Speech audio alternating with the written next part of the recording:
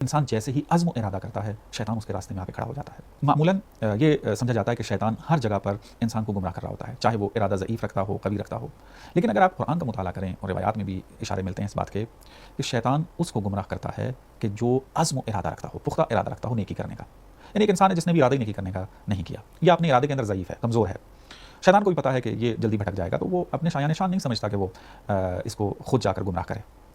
वो अपने शाया निशान उस इंसान को समझता है गुमराह करना कि जो ज़िद अहद करता हो, जो अज़्म इरादा रखता हो, पुख्ता इरादा रखता हो नेकी करने का। सूरह आराफ की आयत नंबर 16 कि लअक़अदन्ना लहुम सिरातकल मुस्तक़ीम, मैं ज़रूर ज़रूर सिरात मुस्तक़ीम पर बैठूंगा उनको गुमराह करने के लिए। ज़ियारत जामिया के ये जुमले हैं, वहाँ पर हम ये खिताब करते हैं अहले बैत को, अंतुम अस्सिरातुल अक़वम, आप हैं सिरात अक़वम, कवी मुस्तक़ीम रास्ता। तो ज़ाहिर सी बात है जो विलाए अली पर चलेगा, जो अहले बैत के रास्ते पर चलने का अज़्म इरादा कर लेगा, तो शैतान ने गुमराह करने के लिए आना तो है। ये मत समझे कि उसकी तौफ़ीक़ात सल्ब हो रही हैं, ये सल्ब हो गई हैं, बल्कि वो ये समझे कि शैतान उसको रोकना चाह रहा है हदफ तक पहुँचने से।